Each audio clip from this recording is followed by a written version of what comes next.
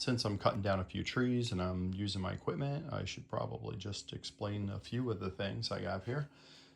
This is my main rope. I'm using it as a lifeline and a work line.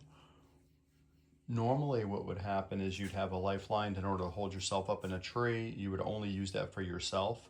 And then you'd have a work line that's only used for pulling things like limbs and trees and things of that nature. This is my harness or my saddle. The harness itself is nylon and it's pretty comfortable. The carabiners on here are all safety lock and high strength. This right here is a flip line. So the flip line, some people also have a buck line. So if you're inside of a tree and then you come up to something like a Y and you want to go down one Y or the other Y, you'd throw like your flip line over the part that you want to climb up or the buck line, and that way you're always strapped into the tree. Unfortunately, I trust in Jesus, and I'll disconnect myself, and then as you've probably seen, I'll flip my flip line over the branch as I'm holding on for dear life and hoping that I don't die. The carabiners themselves that I have here, these all you turn and unlock. They're all also, they're spring loaded, so they'll go right back. This part right here, generally I keep this on my left hand. So this one you need to be able to squeeze it, and then the actual, this has a it's pretty hard in order to pull this back. So it has quite a bit of, the spring in there is quite strong. So this one is what I use in order to move the flip strap around really quickly onto my myself. So this part right here, this right here is, looks like a figure 8. That's exactly what it is. So it's a descender, and that's what you put your ropes in. That's what I descend with. So it works pretty good. These little things, these little hooks, you can hook rope onto it. I hook my chainsaw up on there, and it does its trick. It's good. These right here. So these, of course, are the spurs. Different spurs. These spurs right here are, well, obviously steel, and then it's also leather. They're comfortable, but if they're loose, they hurt your legs really bad. They'll hurt your calves.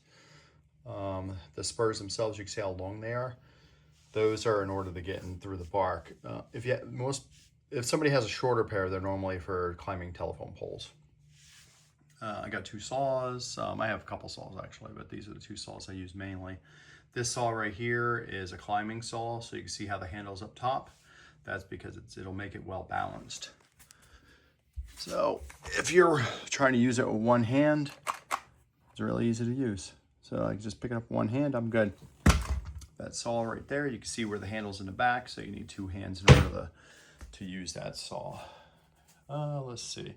Whenever I climb, I 100%, or any type of tree work, you want to have long sleeve shirts on, and always have eye protection and gloves. I have a whole bucket of gloves over there that I use, and I could just continue to, use gloves, long pants. You can use chaps if you want to.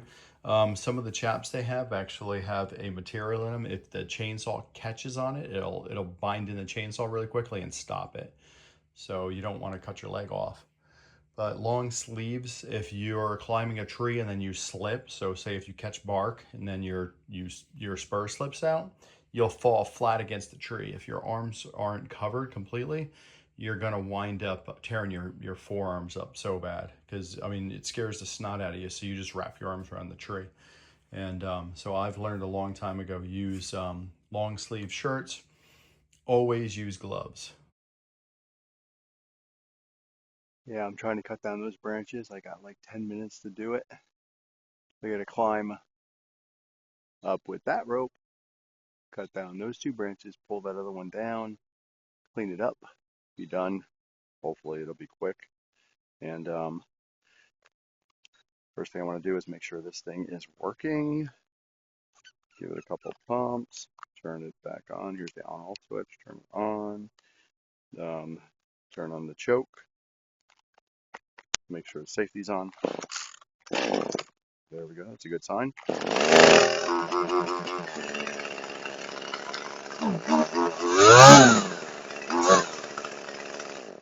Good. That works. So it'll be ready to go in a minute. Gotta put all my gear on, and yeah, I'll do that. I'll be right back. Gear takes a couple minutes to put on, or to show the process of this. Anyway, this you just step into like a seat, like so. Don't put it too far on your up your back. So you got to put it like right in the sacrum area. If you put it up too high, it'll actually hurt your back. And then this doesn't have to be too tight. Like that's tight enough. Not too tight. You got your straps down below. So in these things, just have to be, don't pinch your bits, and just tight enough to be able to hold you. You don't want these pieces like extremely crazy tight, because it will hurt. So let's get my phone in my pocket here. Yeah, you don't want those super tight. So once you start climbing up and everything else, you're going to be moving around a little bit, and this is just to hold you in place. So that's all for this. So, and then you got all these extra. I tie my ropes normally on here. On this side, I'll tie my chainsaw, and this is the climbing rope itself to get you up and down the tree. Then I'm going to put my spikes on, which are a whole nother process. So this part right here will go on your leg. Your spikes are on the inside, of course. So that part will hook onto your boot. Just loosely slap this on. You don't have to put it on too tight yet. This part wraps around your boot, and your spike goes through here. I don't know if you're able to see okay. This part you want tight. So these you want extremely tight, because these are what's going to hold you in. If your boot starts sliding, or if you start sliding around the tree while you're up there, it's a bad idea. So this one, go as tight as you possibly can. That's too tight. Let's see if that's tight enough. Yeah, see how that's kind of, guess with these, it's probably going to be fine. So I got pants on. What'll happen is once the spikes dig in, it'll rotate this whole spike around, and it'll actually like kind of dig into your calf muscle. Right. Look what I see over here. Hey, buddy. What you doing? Boop. What, are you just laying there? Come on, you can go. Run. He's just chilling. All right, let me get my booty up this tree. This is the process you normally go through. Chainsaw needs to get hooked onto here. So get my chainsaw hooked on.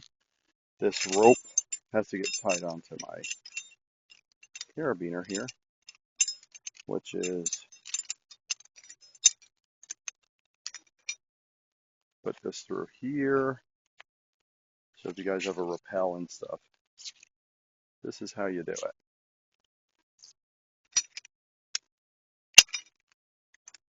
Okay, tighten it. So let's tighten it so it won't come off. And now, as I go up the tree, I pull myself taut in order to hold myself in it. So I'll always be tied to this particular rope.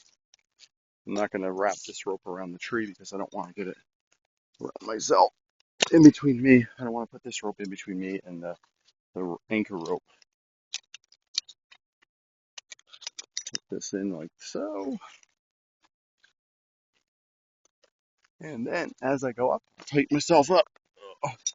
So, yep, you spike, up, spike, spike. So try to put it as centered as you can when you spike yourself things. Because if you don't center yourself, if you don't center your spikes into the tree, you'll bite nothing but bark. Like if I catch it on the corner like here, I'm just in bark. So if you could see that, you'll just be in the bark. So if you go to put weight on it, it'll push you right out of it, right out. It'll rip the bark out and then you'll fall. So more centered. And then the added bonus of me having this rope is I could keep pulling myself up. So if I do fall, I won't have far to fall until I get up a little bit higher where that rope. But, uh, uh, so yeah, that rope gets tangled up around there. I don't like the fact that this is so darn loose or wet. I mean, I hate working on wet trees, but you gotta do what you gotta do.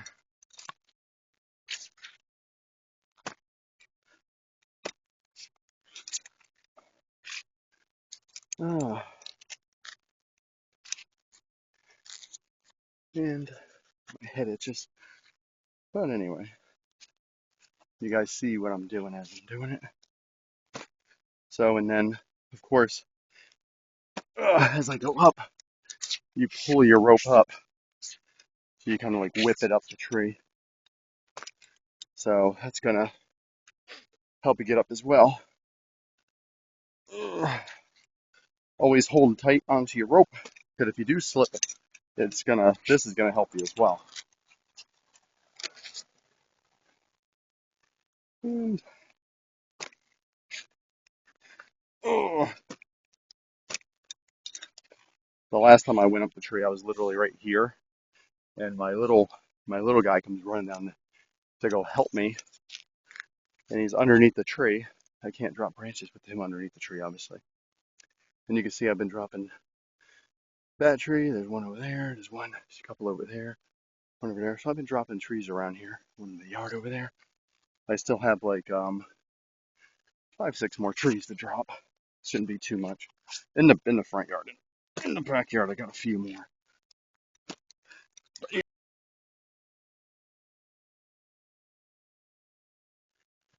One of the hairy things that you got to do is you can see now I'm around this part of the tree.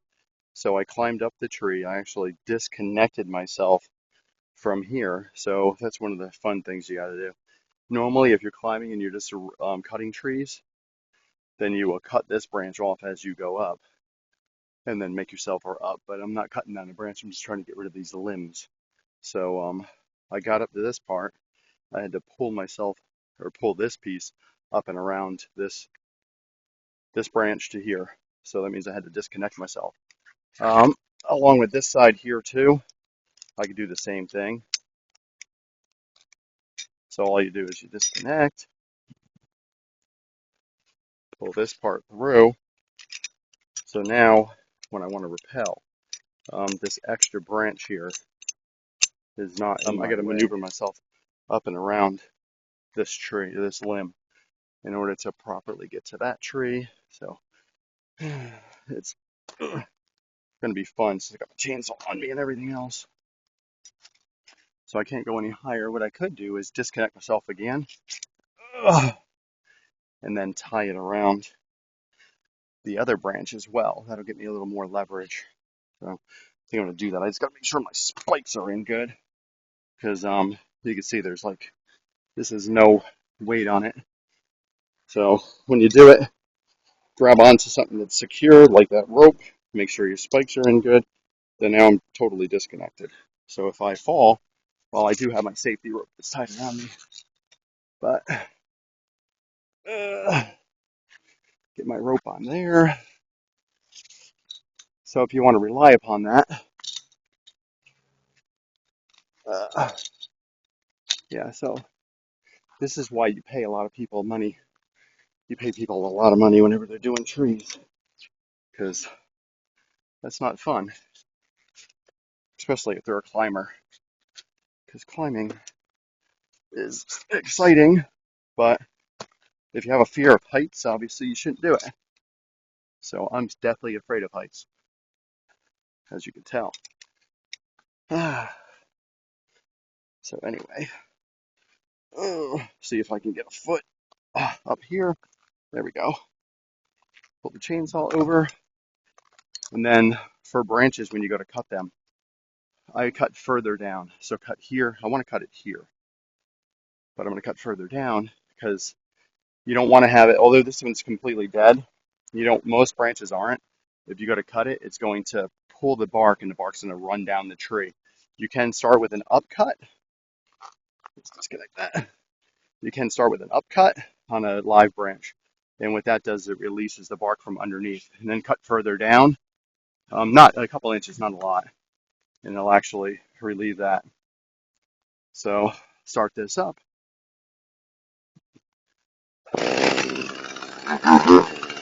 This releases your saw.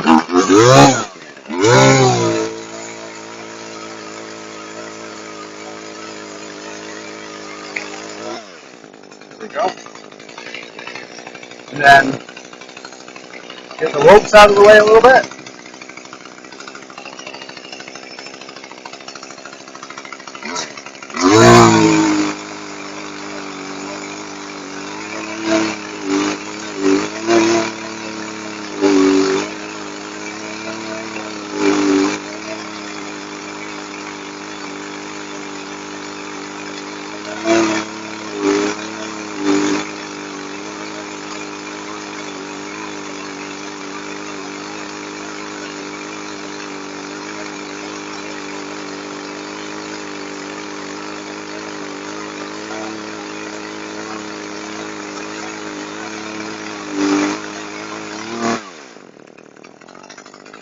There we go. Talking safety. So push it forward. That stops the blade from running. Put that back in. And then as you can see, straight cut. And now I can pull this. This could be more taut as well. There we go. And then I can pull myself up a little bit higher.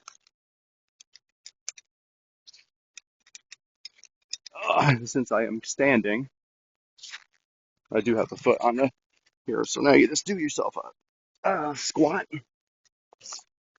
This is pull myself up taut. This is the second dead branch. As you can see, there's some bark on here. So you always want to make sure you're not going to cut your saw, or cut not your saw. What am I talking about? You always make sure that you're not going to cut your actual ropes. This one's tangled. There we go. So lean myself back a little bit, get a bite into the bark with that. So I could pull this rope a little bit in order to make myself a little tighter. Since there is some bark on this particular branch, I'll do a back cut. I'm not going to cut the rope, of course, but I'll do a back cut. That back cut is just in order to keep it from the bark from pulling the actual pulling. When the tree branch falls, it's going to fall faster than I cut through it. So you know, when it falls, any bark that's on the backside will get ripped right off. So it'll run down. It can run down the tree. And if you're trying to make a tree look nice, then you don't want to do that, obviously. So disconnect from here. Just turn it on. Turn off the safety.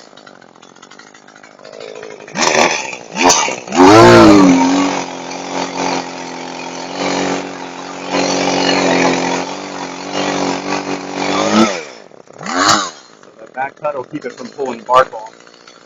So then I always put a little further up. See it's going to fall. And then you can see how it was pulling a little bit. So you don't want that to pull your bark down, as I was saying. Make sure you're pretty much aligned.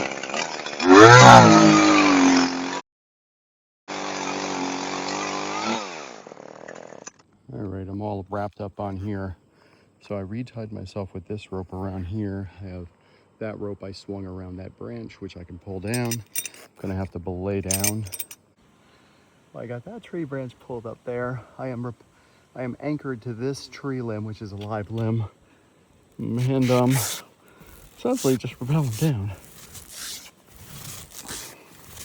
So I'm not that high enough, but what's happening is I'm anchored onto here with this one. It's just sliding along that tree. So as I lower myself up here, I got like what, 5 more feet to go. And if you wanted to have fun, you could swing a little bit.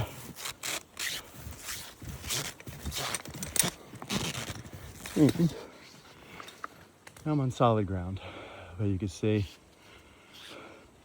that was fun. Now I just got to pull that limb off. So if the limb falls, I don't want the fall on my head. Take my belt off. I could run with spurs on. I can't run with this on too much because I don't know how far that thing's gonna fly. But these things, they come off rather easy. And then you just slide them down. There we go. Missing my bucket over here that I use for all my stuff. I have ascenders there as well, if you want it to be fancy. And then, so this thing, I'm worried about because I don't know how far it's gonna fly. Just essentially pull it away. There it goes. Boom, there it goes. That's all she wrote. Perfect. And so, and if you look up above, see how the bark fell off? Yeah, so when it fell, it pulled some bark off. So if you have a nice tree that you're trimming for somebody, you don't want that to happen. You don't want that bark to come peeling off because it's just gonna leave dead spots for the tree. So that's why you undercut. And that limb, this one that just fell down, it was a live limb. You can see it had leaves on it. When I took down these 2 trees right here, one of them smacked it and pulled the limb down. So that's why it's dangerous whenever you work with trees as well, because if it hits a big limb and it spins around on you, it's not uncommon for one of them to come flying at you. So you'll have, call them widowmakers or whatnot. The one, when it was hanging there, it was considered a widowmaker. But as well, if you have guys on the ground and they're pulling limbs away and you hit one like that and it doesn't fall, it's a widowmaker. And essentially, if you're underneath it, you can obviously die. If you look at the size of it, it's a pretty nice sized branch. So this one is, and it probably weighs, I don't know, maybe 50, 60 pounds. So the bigger ones, this one right here by itself probably weighs about 100 pounds. So this particular one, so that's a pretty heavy branch. So that's why it's dangerous to have them like dead limbs hanging from your trees.